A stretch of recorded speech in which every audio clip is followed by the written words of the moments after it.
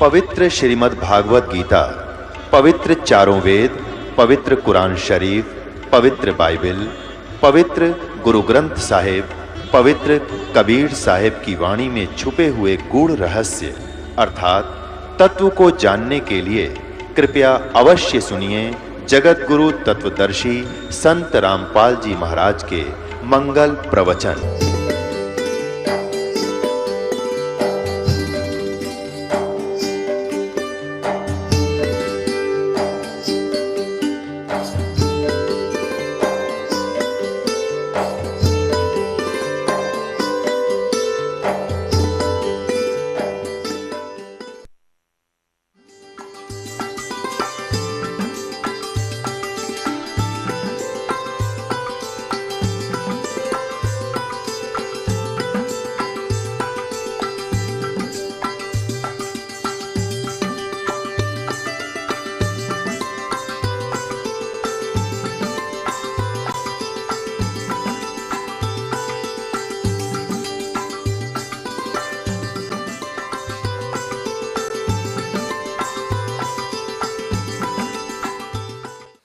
दास कोई भिखारी नहीं था, परमात्मा का दिया हुआ 2 रोटी भी थी। जूनियर इंजीनियर की नौकरी करता था, सेठ नहीं था तो भूखा भी नहीं रहता था।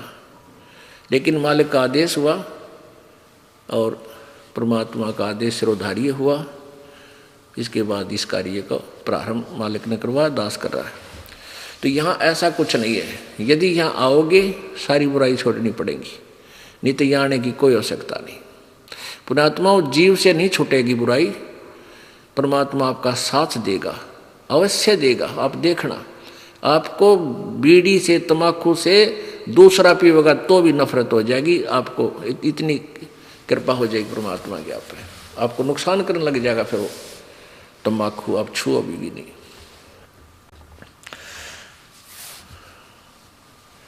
अब प्रसंग चल रहा है कि प्रेम की पवन करे चितबंधन धल के तेज नयारे। अब प्रेम की पवन जब परमात्मा के सही आपके ऊपर रगड़े लगेंगे, ज्ञान के, भक्ति के, सुमरण के, फिर दान करोगे, फिर अंतःकरण साफ हो जाएगा, आप में प्यार जागृत होगा। और जो साधना आप अन्य कर रहे थे उनसे प्यार जागृत नहीं होता, बल्कि द्वेष हो रहा है। जितने भी संत हैं आपस में यूं आप किसी तो कर ले, कितने मंडलेश्वर जब कदे आपने इकट्ठे बैठे देखे होते ये जिनके चैनल चले हैं, चैनल टीवी चैनलों पर ये रोज दुनिया ने प्रचार करते हैं, ये इकट्ठे होंगे लड़े, क्योंकि सारे के मार्ग न्यारे न्यारे। कोई कुछ कह रहा है, कोई कुछ बता रहा है, कोई कुछ कह रहा है, वो उसकी निंदा कर रहा है, उसकी वो सचमुच निंदा कर रहे हैं और दास केवल यथार्थ बता रहा है। तो साधु संत इकट्ठे होने चाहिए। अगर वो संत हैं, एक दूसरे से विरोध नहीं होना चाहिए उनको, और सब ने मिलकर, मान लीजिए दास जो ज्ञान बता रहा है और किसी को इस पर आपत्ति है, वैसे तो आपत्ति दास छोड़ता है कोई नहीं, क्योंकि साथ लालटेन दिखा देता है ये टॉर्च कि आप ये बोल रहे हो श्रीमान जी, आपकी ये पुस्तक है, आपने लिखा है और हमारे वेद ये बता रहे, तो उसकी जुबान पर टेप लग जाती है, वो बोल सकता नहीं, हिल सकता नहीं। फिर वो बकवाद करता है, वो तो गुंडा है, झूठा है, उसकी बातें मत सुनना है, वो तो निंदा करता है। और क्या बोलेगा, फिर यही बोलेगा।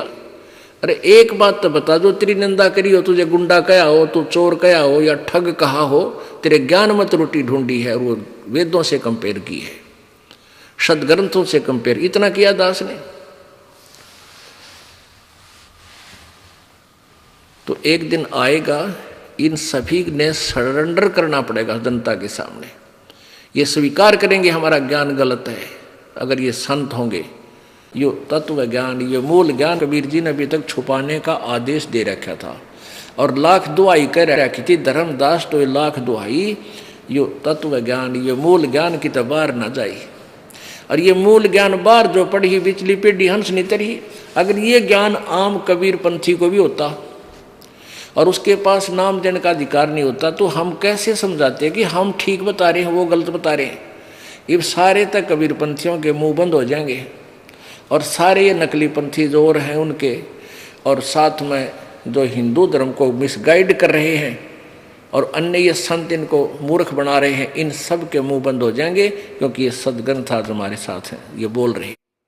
तो ये मूल ज्ञान छुपा के रखा था परमात्मा ने अपनी सूक्ष्म वेद में, और आज दास आपको सुना रहा है और इनमें प्रकट दिखा रहा है अपने सदग्रंथों में। तो फिर संशय रहेगा ही नहीं, तो अपने आप पहचानोगे आपने तो भगवान चाहिए, आपने परमात्मा चाहिए है और परमात्मा मिलने जा रहा है। फिर आनाकानी किसी पुण्यात्मा पीछा नहीं हट्या करते, छोड़ देंगे सब कुछ को, चाहे कोई किसी महंत संत बने हो, वो तो नकली सांग है, आप भी नरक में जाकर आपको भी ले जाएगा। अब देखो इन तीनों का ब्याह हुआ करा दुर्गा ने, यही देवी पुराण चल रहा है।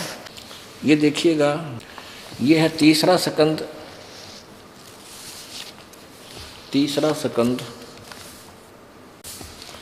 और प्रश्न नंबर ये 126, या नीचे देखिएगा। ब्रह्मा जी, इस सारे संसार में मैं ही व्यापक रूप से विराजमान हूं, ये दुर्गा बोल रही है। और फिर क्या कहती है, ब्रह्मा जी इस शक्ति को तुम अपनी स्त्री बनाओ, यह अनुपमा सुंदरी है, इसका मुख सदा मुस्कान से भरा रहता है, महासरस्वती नाम से विख्यात इस श्रेष्ठ देवी में सभी रजोगुण विद्यमान हैं। अब यहाँ इस अनुवादकर्ता ने ऐसा किया है, जबकि यहाँ सावित्री होना चाहिए। इसका दिव्य शरीर स्वच्छ वस्त्रों से सुशोभित है, यह सुंदरी अब सदा तुम्हारी स्त्री होकर रहेगी। इस प्रेयसी भार्या को भी मेरी ही विभूति समझकर आदर की दृष्टि से देखना। आगे देखो,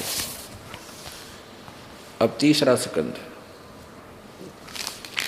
ये चल रहा है और प्रश्न नंबर 128 पे, इस प्रकार मुझे आज्ञा देकर वंदना भगवती, प्रसन्न वंदना भगवती जगदम्बा ने भगवान विष्णु से कहा, विष्णु मन को मुग्ध करने वाली इस महालक्ष्मी को लेकर तुम भी पधारो, यानी जाओ, और यह सदा तुम्हारे वक्ष स्थल में विराजमान रहेगी, तेरी छाती में बैठी रहेगी। नो कह आगे देखो, तुम इस लक्ष्मी के साथ सदा आनंद करना। ये रामाकांत, पहला बाग बीज दूसरा काम बीज किलम, तीसरा बाग माया बीज हरियम, ये मेरे मंत्र हैं। अब देखो, कहीं की ईंट कहीं का रोड़ा, अरदास आपको ये परमात्मा ने दिए हुए सत्य यानी सूक्ष्म वेद में जो ज्ञान है उसमें से ये मंत्र आपको दिए जाते हैं, वो बिल्कुल एक्यूरेट मंत्र हैं और सारे ही कंप्लीट हैं। इन किते सिर, किते पैर, किसी की टांग, किसी का कुछ ईंट कहीं का रोड़ा। आगे कहते हैं कि भक्ति और मुक्ति देने वाले इन मंत्रों को सदा स्मरण रखना चाहिए। ऊपर जो बोले हैं, कल्याणकारी इच्छा करने वाले पुरुष ओम इस परवण के साथ मंत्र जप करे। पुरुषोत्तम तुम वैकुंठ की रचना करके वहीं विराजमान रहो। पुण्यात्मा जो दास आपको पहला मंत्र देता है वो 5 नाम, इसमें से 2 नाम इसने स्पष्ट किए हैं, लेकिन कहीं की ईंट कहीं का रोड़ा, फिर कहते तेरा कल्याण हो, ओम नाम जपले जतन कल्याण चाहिए। और ये सहयोगी मंत्र हैं, ये मोक्ष के अकेले से मोक्ष नहीं, ये सहयोगी मंत्र हैं। जैसे रोग काटने के लिए ग्लूकोज अलग है, ग्लूकोज रोग नहीं काटती, वो सहयोग देती है शरीर को स्वस्थ बनाने में, लेकिन रोग काटने की औषधि न्यारी होती है। आगे देखो, देवी ने कहा, शंकर मन को मुग्ध करने वाली यह महाकाली गौरी नाम से विख्यात है, तुम इसे पत्नी बनाओ, पत्नी रूप से स्वीकार करो, कैलाश की रचना करके वहीं रहो और इसके साथ सुखपूर्वक आनंद करो, तुम्हारी लीला में तमोगुण की प्रधानता रहेगी। अब ये क्लियर हो गया पुण्यात्माओं, जो परमेश्वर जी ने 600 वर्ष पहले जो कथा सुनाई थी, जो ज्ञान दिया था अपने सूक्ष्म वेद में, सूक्ष्म वेद में यानी सच्चिदानंद घन की वाणी में, अर्थात कबीर वाणी में, वो 100% 100% सत्य है। और आज हमारे सदग्रंथ उसको सेकंड कर रहे हैं उसका समर्थन कर रहे हैं। भले ही इन सदग्रंथों में कंप्लीट नॉलेज नहीं है, फिर भी कबीर परमेश्वर से सुना हुआ ये ब्रह्मा जी कहीं ना कहीं से थोड़ा बहुत हिंट दे ही रहा है। अब दास आपको दिखाएगा श्रीमद् भगवत गीता, जिसमें तीनों देवताओं ब्रह्मा, रजगुण ब्रह्मा, सतगुण विष्णु, तमगुण शिव जी की उत्पत्ति स्पष्ट होती है। एक बार फिर कंसेप्ट क्लियर करना पड़ेगा कि रजगुण ब्रह्मा है, सतगुण विष्णु, तमगुण शिव जी, फिर ये पवित्र गीता आपके समझ में आएगी। और देवी पुराण में स्पष्ट किया है और शिव पुराण में स्पष्ट किया है कि दुर्गा को प्रकृति भी कहते हैं। पवित्र श्रीमद् भगवत गीता पवित्र चारों वेदों का सारांश है, और चारों वेद जितने मोटे मोटे हैं, जिसमें 18,000 कुछ मंत्र हैं, और गीता जी में केवल 700 मंत्र हैं। तो 18,000 मंत्रों को 700 मंत्रों में लाना, उसके लिए कोड वर्ड सांकेतिक शब्द ज़्यादा हैं। इसलिए 15वें अध्याय के प्रथम श्लोक में बताया है कि तत्वदर्शी संत ही पूरा ज्ञान इसको खोल कर समझाओगा गीता जी को। और तत्वदर्शी संत वो होगा जो उल्टे लटके संसार रूपी वृक्ष के जड़ से लेकर तना, डार और शाखाओं को भिन्न भिन्न बता देगा। तो परमेश्वर कबीर जी ने ही आकर यह भूमिका की थी तत्वदर्शी संत की, और उन्हीं का दिया हुआ ज्ञान इस दास के पास उपलब्ध है। कबीर परमेश्वर जी ने कहा था, कबीर अक्षर पुरुष एक पेड़ है, निरंजन वा की डार, और तीनों देवा शाखा है, ये पात रूप संसार। और जड़ है वो कौन है? वो अलग है, वो परमात्मा है। बाहर जो तुम्हें दिखाई देते हैं ये ऐसी स्थिति है। तो ये बताया है 15वें अध्याय के प्रथम श्लोक में गीता जी में कि जो इस संसार रूपी वृक्ष के भिन्न भिन्न बता देगा वो तत्वदर्शी संत है। और चौथे अध्याय के 34वें श्लोक में गीता जी में कहा कि अर्जुन उस तत्व ज्ञान को समझने के लिए उन तत्वदर्शी संतों की खोज कर। तो यहाँ तत्वदर्शी संत की पहचान भी बता दी 15वें अध्याय के प्रथम श्लोक में। तो यहाँ देखिएगा श्रीमद् देवी भागवत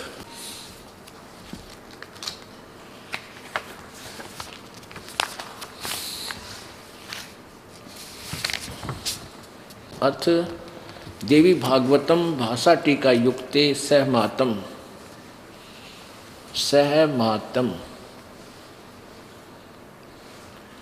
और खेमराज श्री कृष्ण दास प्रकाशन बंबई से प्रकाशित है। इसके तीसरे सकंद में आपको दिखाते हैं रजगुण ब्रह्मा है, सतगुण विष्णु, तमगुण शिव जी। और जब तक ये कंसेप्ट क्लियर नहीं होगा तब तक हम समझ नहीं सकते, कोई भी मार्ग किसी प्रकार का भी हम नहीं समझ सकते। ये देखिएगा, अथ श्रीमद्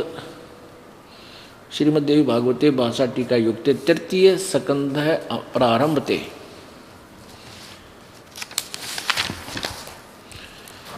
ये देखिएगा देवी भागवत पृष्ठ 11 पे है इसके, और तृतीय सकंद भाषा टीका युक्त तृतीय सकंद और अध्याय 5 के मंत्र नंबर 8 में, 7 समाप्त हुआ 8 में भगवान शंकर कह रहा है कि हे माता, यदि हमारे ऊपर आप सदा दयायुक्त हो तो हमको तमोगुण में किस प्रकार प्रदान किया, ब्रह्मा रजोगुण और हरि सतोगुण।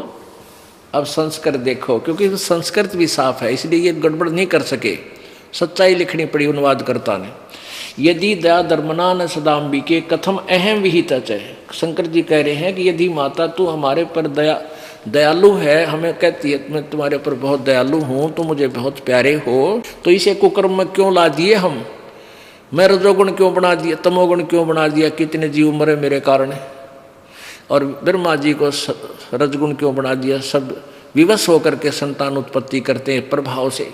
और विष्णु जी को सतोगुण क्यों बना दिया, ये एक दूसरे में फंसे रहते हैं नकली सांग में, झूठे बेटा बेटी आज मर जा कल कौन किसका।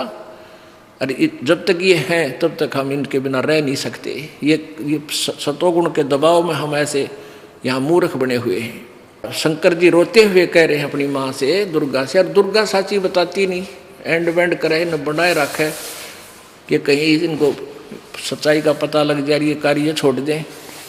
ये देखो अब कहते हैं भगवान शंकर कह रहे हैं यदि दया धर्मना न सदा अंबिके, कथम अहम विहित, किस प्रकार मैं बना दिया तमोगुण, और कमलजय, कमल से उत्पन्न होने वाले ब्रह्मा को रजोगुण संभव क्यों बना दिया, और सुहित किमु सतोगुण हरि, हरि को सतो, विष्णु को सतोगुण क्यों बना दिया, किस लिए बनाया फिर हमारे को रजगुण तमगुण सतगुण। इति सिद्धम, रजगुण ब्रह्मा है, सतगुण विष्णु, तमगुण शिव जी, और प्रकृति दुर्गा को कहते हैं। ये आपने शिव पुराण के रुद्र संहिता के अध्याय नंबर 6 में स्पष्ट देख लिया। अब देखिए इन तीनों देवताओं की उत्पत्ति श्रीमद् भगवत गीता, नोट भागवत, ये देखिएगा, क्योंकि भागवत सुधा सागर को कहते हैं ये लोग। श्रीमद् भगवत गीता, जयल गोविंद का इसका अनुवादक है, और 14वां अध्याय मंत्र श्लोक नंबर 3, 4, 5 में ये कंसेप्ट क्लियर हो जाए। ये देखिएगा अध्याय 14, 3 श्लोक को हम पढ़ कर सुनाते मंत्र को। हे अर्जुन, मेरी, वैसे इसका अर्थ है माम ब्रह्म, मुझ ब्रह्म की, मुझ ब्रह्म, अच्छा वैसे इनका अनुवाद पढ़ते हैं।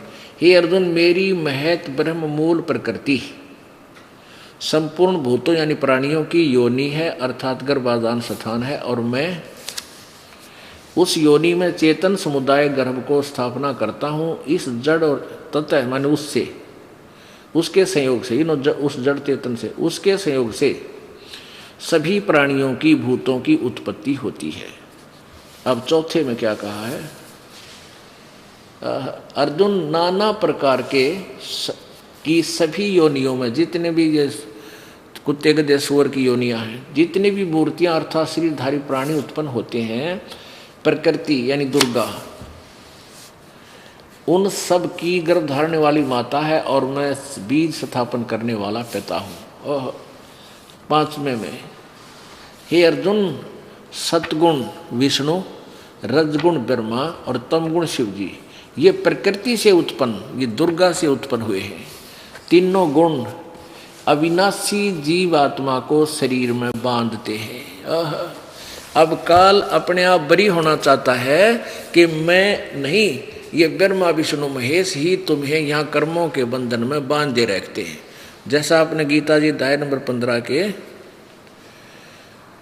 श्लोक नंबर 1, 2, 3 और 4 में देख सुना कि उसमें भी ये काल कहता है कि ये तीनों गुण यानी रजगुण ब्रह्मा, सतगुण विष्णु, तमगुण शिव जी ही सभी प्राणियों के कर्मानुबंधनी, कर्मा के अनुसार बंधन करने के मूल कारण है। ये तुम्हें यहाँ फंसाए रखते हैं। और परमेश्वर क्या बताते हैं कबीर जी कि नहीं, ये काल तुम्हें बहका रहा है।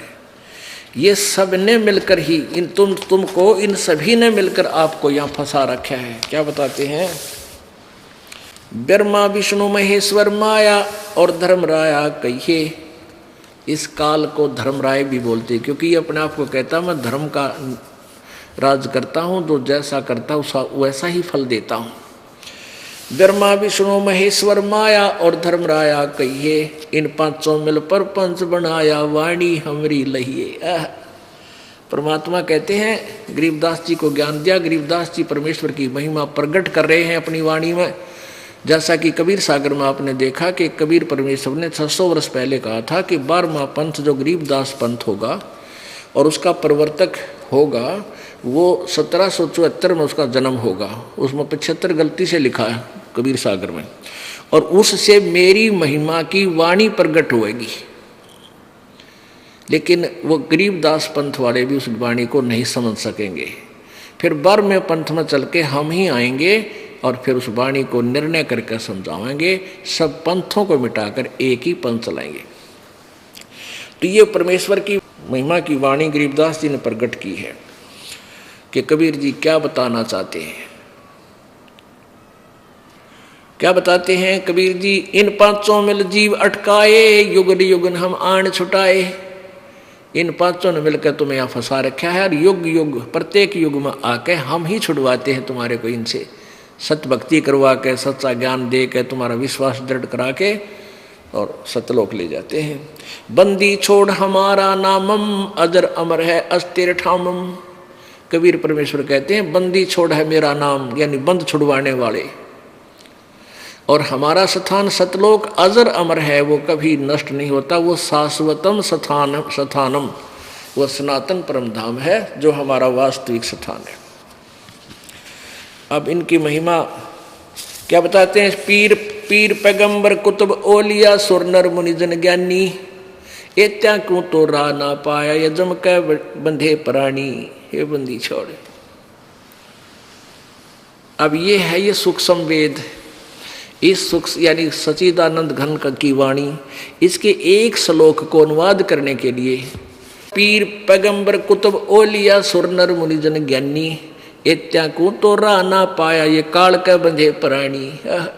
इनको तो तत्व ज्ञान नहीं मिला, ना देवताओं को, ना ऋषियों को, ना महर्षियों को, इनको तत्व ज्ञान प्राप्त नहीं था, इसलिए ये काल की ही डोर से बंधे रहे। परमेश्वर कहते हैं, कबीर जी कहते हैं, सुर नर मुनि जन 33 करोड़ी बंदे सभी निरंजन डोरी। ये काल की डोर का बंद रहे, इनको यथार्थ ज्ञान नहीं है। और पुण्यात्मा, यहाँ एक बात समस्या आ जाती है कि क्या ब्रह्मा विष्णु महेश और देव ऋषियों ने किसी को ज्ञान नहीं था? हाँ, किसी को ज्ञान नहीं था।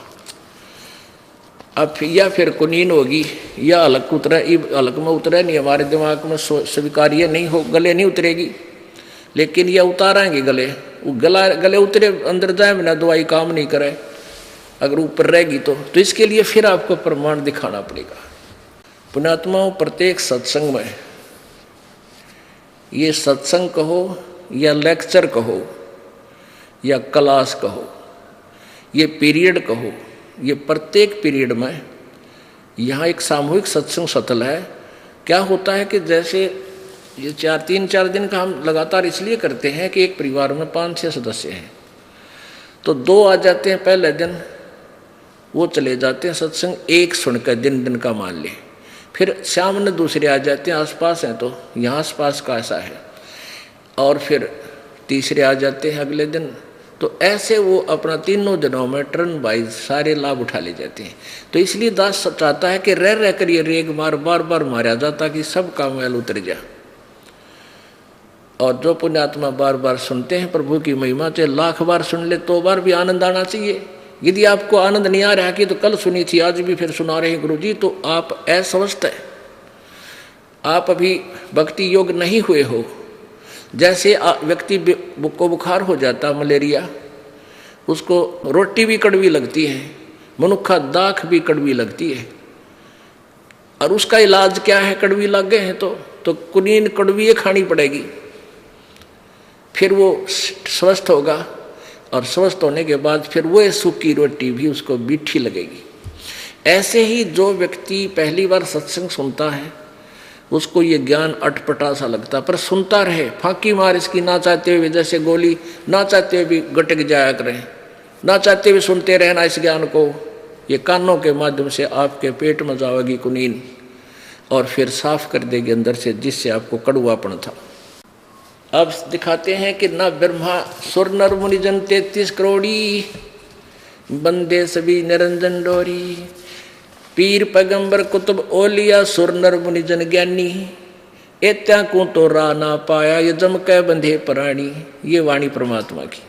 अब इस वाणी को सिद्ध करना अति आवश्यक है, नहीं तो कोई भी नहीं मानेगा कि ब्रह्मा विष्णु महेश सुर माने देवता है। इन देवताओं को ज्ञान नहीं था, और इन मुनियों को, ब्राह्मणों को कोई ज्ञान नहीं था, ऋषियों को तत्व बिल्कुल भी ABC, ये तो वेद ज्ञान था ही नहीं इनको। अब ये सिद्ध करेंगे अपने सदग्रंथ श्रीमद् देवी भागवत। देखिए तो पुण्यात्मा, इस जितनी बार भी आप सत्संग सुन रहे हो और आपको प्रत्येक जितनी बार भी रह कर जो बार बार रिपीट भी की जाती है तो भी अच्छी लगती है, तो आप स्वस्थ हो। जैसे सुबह रोटी खाई आपने और शाम में फिर आपकी रुचि रोटी भोजन में है तो आप स्वस्थ हो, यदि अरुचि है तो आप अस्वस्थ हो लिए वो कड़वी दवाई फिर खाओ। कहने का भाव ये है कि ये मान लिया आपको लगता है गुरु जी ने कल भी दिखाई थी, परसों भी दिखाई थी, ऐसा मन में आता है तो आप अभी अस्वस्थ हैं, पर फिर सुन इस कड़वी दवाई न खाता ही रहे, अरुचि से भी सुनता रहे, ये अरोग ऐसे ही कट जाएगा। फिर आपको चाहे 100 बार सुननी पड़े, 100 बार अच्छी लगेगी। अब देखिएगा, श्रीमद् देवी भागवत गीता प्रेस गोरखपुर से प्रकाशित है।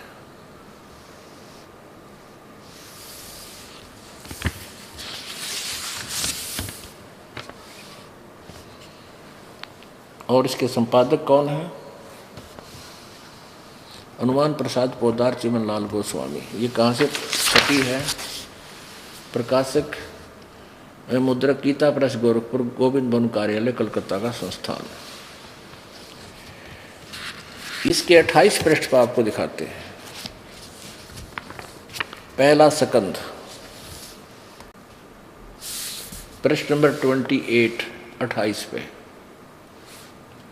और संक्षिप्त देवी भागवत। नारद जी और व्यास की वार्ता हो रही है, यहां देखिएगा। नारद जी ने कहा, महाभाग व्यास जी, तुम इस विषय में जो पूछ रहे हो ठीक यही प्रश्न मेरे पिताजी ने भगवान श्री हरि से किया था। यहां देखना, वे चराचर जगत के आश्रयदाता, जगतगुरु एवं देवताओं के भी देवता हैं। ऐसे जगत प्रभु भगवान श्री हरि यानी विष्णु जी महान तप कर रहे थे, उनकी समाधि लगी थी। यह देखकर मेरे पिता ब्रह्मा जी को बड़ा आश्चर्य हुआ। अतः उन्होंने उनसे जानने की इच्छा प्रकट की। ब्रह्मा जी ने पूछा, प्रभु आप देवताओं के अध्यक्ष, जगत के स्वामी, भूत भविष्य एवं वर्तमान सभी जीवों के एकमात्र शासक हैं। भगवान फिर आप क्यों तपस्या कर रहे हैं और किस देवता यानी किस भगवान की आराधना में ध्यान मगन है? मुझे असीम आश्चर्य तो ये हो रहा है कि आप देवेश्वर एवं सारे संसार के शासक होते हुए भी समाधि लगाए बैठे हैं। तो विष्णु जी क्या बोले? ब्रह्मा जी के विनीत वचन सुनकर भगवान श्री हरि यानी विष्णु जी ने ये उत्तर दिया, ब्रह्मन सावधान होकर सुनो, मैं अपने मन का विचार व्यक्त करता हूँ। देवता, दानव, मानव सभी यही जानते हैं कि तुम सृष्टि करते हो, मैं पालन करता हूँ, और शंकर संहार किया करते हैं। किंतु फिर भी वेद के पारगामी विद्वान अपनी युक्ति से यह सिद्ध करते हैं कि रचने, पालने और संहार करने की यह योग्यता जो हमें मिली है उसकी अधिष्ठात्री शक्ति देवी है, दुर्गा है। वे कहते हैं कि संसार की सृष्टि करने में तुम राजसी शक्ति का संचार हुआ है, मुझ में सात्विक शक्ति मिली है और रुद्र में तामसी शक्ति का आविर्भाव हुआ है। सुवर्थ प्रत्यक्ष और परोक्ष दोनों उदाहरण में तुम्हारे सामने रखता हूँ, सुनो। यह निश्चित बात है कि उस शक्ति यानी दुर्गा के अधीन होकर मैं इस शेष नाग की सैया पर सोता हूँ, सृष्टि करने का अवसर आती जाग जाता हूँ, मैं सदा तप करने में लगा रहता हूँ। इस शक्ति के शासन से कभी मुक्त नहीं रह सकता। कभी अवसर मिला तो लक्ष्मी के साथ सुखपूर्वक समय बिताने का सौभाग्य प्राप्त होता है। मैं कभी तो दानवों के साथ युद्ध करता रहता हूँ, कभी अखिल जगत को भय पहुँचाने वाले दैत्यों के विकराल शरीरों को शांत करना मेरा परम कर्तव्य हो जाता है। और फिर क्या कहते हैं, अब यहाँ तोड़ पाड़ दिया विष्णु जी ने अपने ज्ञान का। मुझे सब प्रकार से शक्ति के अधीन होकर रहना पड़ता है, उन्हीं भगवती शक्ति का मैं निरंतर ध्यान किया करता हूँ। और ब्रह्मा जी मेरी जानकारी में इन भगवती शक्ति से यानी दुर्गा से बढ़कर और कोई देवता नहीं, कोई और भगवान को नहीं। ओ तेरा गजब। अब आगे परमात्मा की वो वाणी, स्वर नर मुनि जन 33 करोड़ी, ये बंधे सभी काल की डोरी। इन ब्रह्म तक का विज्ञान कोई ना, वेदों का विज्ञान नहीं विष्णु जी को ना ब्रह्मा जी को। अब देख दुर्गा क्या बताती है, ये कहता है कि मैं तो दुर्गा से ऊपर कोई भगवान नहीं मानता, देव नहीं मानता।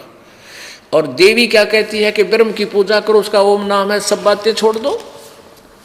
बता भाई, अभी नकित कित रो है। अब 562 पृष्ठ पे आपको दिखाते हैं।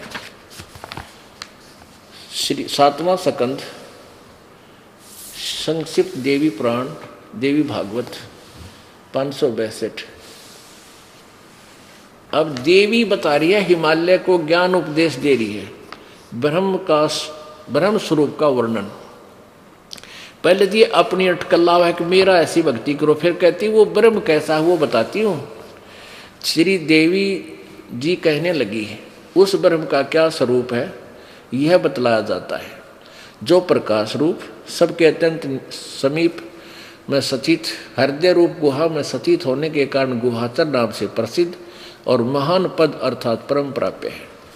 वह समस्त प्रजा के ज्ञान से परे है, अर्थात किसी की बुद्धि में आने वाला नहीं है, ऐसा तुम जानो।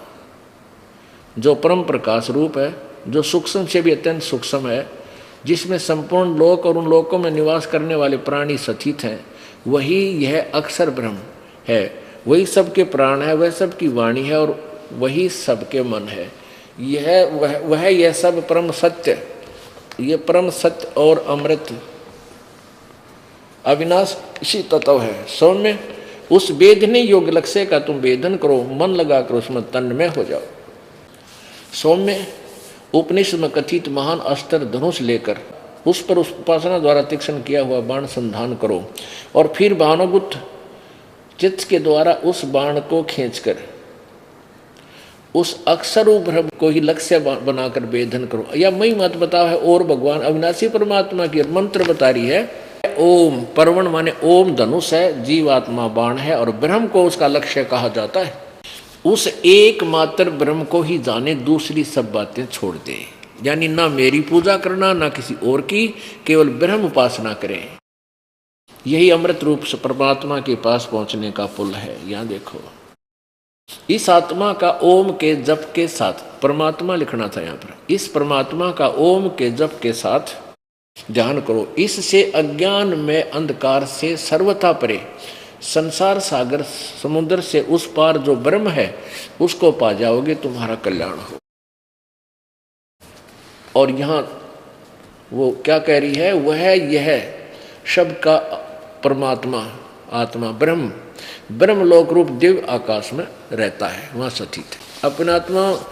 अब इन सतयुग के ब्राह्मणों का, मुनियों का ज्ञान और देख लेते हैं। 414 पृष्ठ। परमात्मा की एक वाणी, इतना ज्ञान फैला दिया इन लोगों ने कि परमात्मा के यथार्थ ज्ञान को, सत्य को सत्य सिद्ध करने के लिए ये इतने पापड़ बेलने पड़ते हैं इस दास को, जब आपका यूं यकीन होता है कि सचमुच कबीर जी की वाणी सच्ची है। छठा अध्याय और संक्षिप्त देवी भागवत 414 पृष्ठ। जन्मे जय ने पूछा, महाभाग किस युग में कैसा धर्म का स्वरूप है, इस संपूर्ण विषय को विशेष रूप से बताने की कृपा कीजिए। व्यास जी बोले, व्यास जी कह रहे हैं जो वेदों के राइटर हैं और गीता के और पुराणों के। राजन, ये निश्चय है कि सतयुग में ब्राह्मण वेद के पूर्ण विद्वान थे और उनके द्वारा निरंतर भगवती जगदम्बा की आराधना होती थी। जय हो। और वे भगवती का दर्शन करने के लिए उनका मन सदा ललायित रहता था। वाह रे वाह। यालियावड़ सतयुग के ब्राह्मणा का और वेद के पूर्ण विद्वान थे, दुर्गा की पूजा करते थे। और दुर्गा कह रही है वो तो ओम का जाप करो, बाकी सब छोड़ दो। और वेद यही कह रहे हैं और गीता यही कह रही है, गीता जी कि वो खुद कहता है कि मेरा तो एक ओम मंत्र है और कोई देवता की पूजा मत करो, किसी देव की पूजा मत करो यदि तुम्हें कल्याण चाहिए। अब ये तो सतयुग के ब्राह्मणा का ज्ञान है और कलयुग के ब्राह्मण तो राक्षस बताए हैं कि जो कल सतयुग में राक्षस होते थे उस कैटेगरी के कलयुग के ब्राह्मण हैं। अब दास नहीं करा, याद देखो यही छठा सकंद, यही 414 पृष्ठ पर ये आप पढ़ रहे थे, बिल्कुल इसी पृष्ठ पर यहाँ देखें। धर्म की यही सती जी त्रेता युग में रही, परंतु कुछ ह्रास हो गया। सतयुग की जो सतीथि थी वह द्वापर में विशेष रूप से कम हो गई। राजन, उन प्राचीन युगों में सतयुग त्रेता में और जो राक्षस समझे जाते थे वे कली में यानी कलयुग में ब्राह्मण माने जाते हैं, क्योंकि अब के ब्राह्मण प्राय पाखंड करने में तत्पर रहते हैं। दूसरों को ठगना, झूठ बोलना और वैदिक धर्म कर्मों से अलग रहना कलयुगी ब्राह्मणों का स्वाभाविक गुण बन गया। अब इनका तो कहना है कि भैया तो स्पष्ट होगी, अब सतयुग वालों की पोल पाटगी वह दुर्गा की पूजा करें, दुर्गा का ब्रह्म पूजा करो और ब्रह्म का वो परम पूर्ण ब्रह्म की पूजा करो, उसके लिए कोई तत्वदर्शी संत की खोज करो। बोलो सतगुरुदेव। परमेश्वर कबीर बंदी छोड़ जी, पूर्ण ब्रह्म है, सर्वश्रेष्ठी रचनहार है, ये कुल के मालिक है। ये परमात्मा अपनी प्यारी आत्माओं के लिए अपने सतलोक से चलकर आते हैं और वरिष्ठ यानी अच्छी आत्माओं को, श्रेष्ठ आत्माओं को मिलते हैं, उनको मिलकर के अपना ज्ञान समझाते हैं। फिर वो पुण्यात्माएं परमात्मा के तत्व ज्ञान से परिचित होकर के उस परमेश्वर के गुणगान ढोल के डंके पर गाते हैं। परमेश्वर जी अपनी वाणी में कहते हैं, कबीर जी, चारों युग में संत पुकारे, कूक कहा हम हेल रे, हीरे माणिक मोती बरसे, ये चग चुगता ढेल रे। कि चारों युग में मेरे संतों ने भी आवाज लगाई मेरे द्वारा दिए गए तत्व ज्ञान की, और मैंने भी आकर के ऊंची आवाज लगा लगा के अपनी प्यारी आत्माओं को संबोधित किया। और यही वेद बताते हैं कि वो परमात्मा अपने तत्व ज्ञान के प्रचार हेतु सतलोक से चलकर आता है। अपनी प्यारी आत्माओं को जो धार्मिक अनुष्ठान कर रहे हैं उनको आकर मिलता है, उनको फिर अपनी यथार्थता से परिचित कराता है, सतलोक के दर्शन करवाता है। फिर वो पुण्यात्मा उस परमेश्वर की पक्की गवाह बन जाते हैं। परमेश्वर कबीर जी है, ये चारों वेद उगाहा, चारों वेद गवाह है। और वो आंखों देखे जिन्होंने परमात्मा की प्राप्ति हुई, परमात्मा का साक्षात्कार हुआ, वो संत परमात्मा कबीर जी के गवाह हैं। सदग्रंथ जो बताते हैं वही परिभाषा, वही लक्षण आंखों देखा संत बताते हैं। वो संत जिन्होंने वेदों को पढ़ा भी नहीं था, सुना भी नहीं था, सुना तो उल्टा ही था लेकिन पढ़ा भी नहीं था, और जो उल्टा सुन रखा था उसके लिए उन्होंने संघर्ष भी किया, अपनी अमृतवाणी बोली। परमात्मा के साक्षात्कार के पश्चात जो उनका अनुभव था, उन्होंने अपने अनुभव की वाणी यथार्थ रूप में प्रकट की।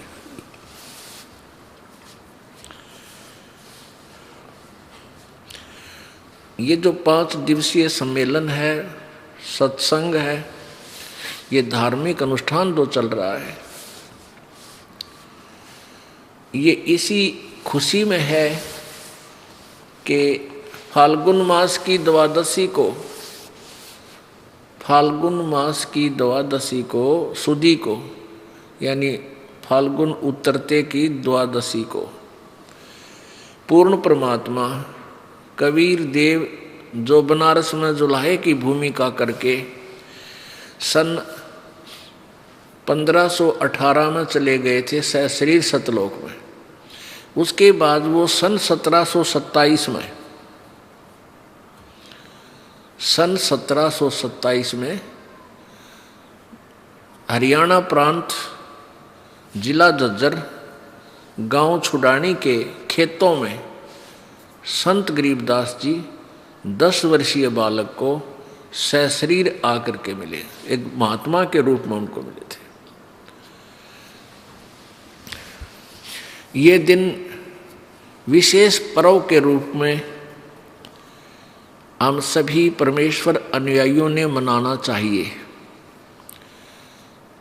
और इसके उपलक्ष्य में अधिक से अधिक भक्तों ने यहाँ आश्रम में आकर के इस अमृत ज्ञान का लाभ उठाना चाहिए।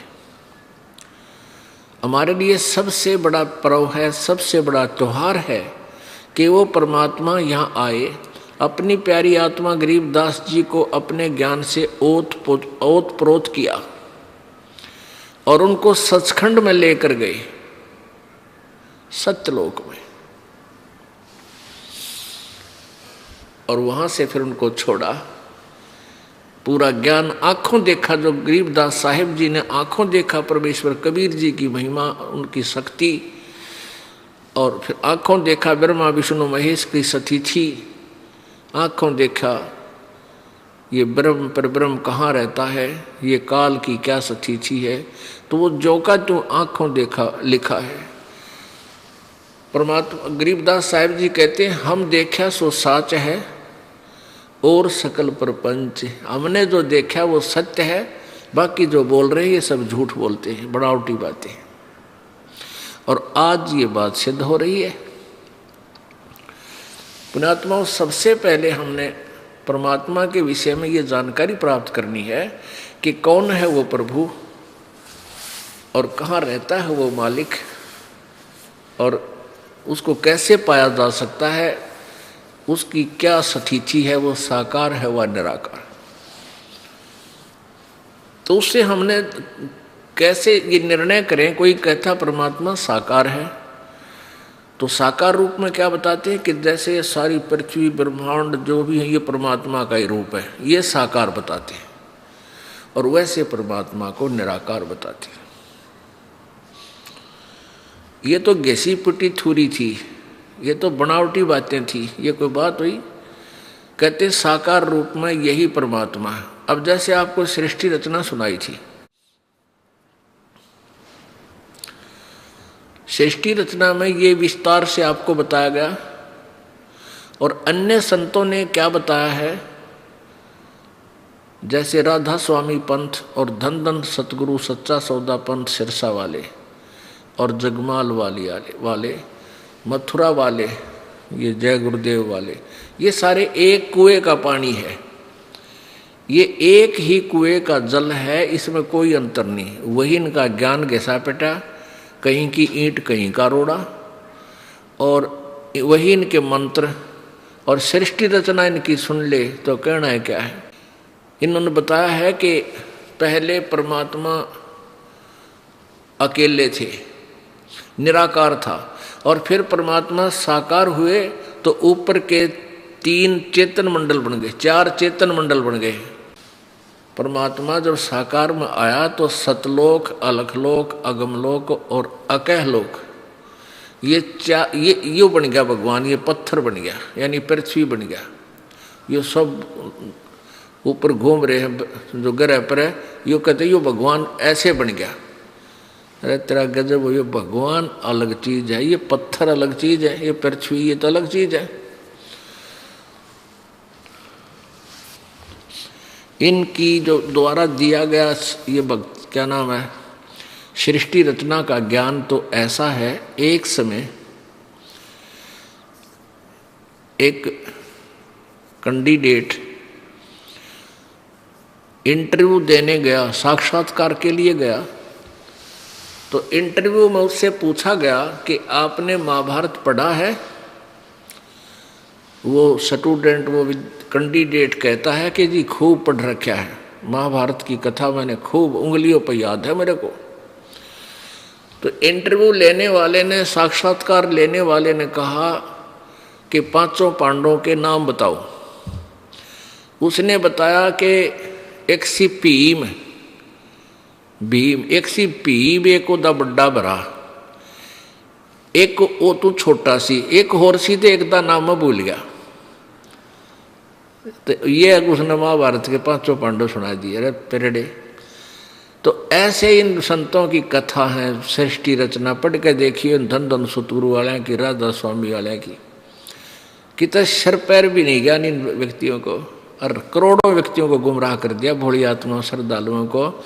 वह तो श्रद्धा करके जाते हैं, बोर्ड लगा हुआ है भाई MBBS डॉक्टर, और भोली आत्मा जाते हैं, डॉक्टर समझ गए, मरीज ने क्या पता है डॉक्टर है कि नहीं, और वहाँ वो गलत मेडिसिन देकर सबका जीवन बर्बाद कर दिया। डॉक्टर की दवाई को डॉक्टर ही बता सके, तो ये दास भी डॉक्टर बन गया इस आध्यात्मिक मार्ग का। अब इन सब डॉक्टरों की जब देखी कि इन्होंने कौन सी दवाइयाँ बना रखी हैं, सारी नकली, कोई सी भी जन्म मरण के रोग काटन की को ना।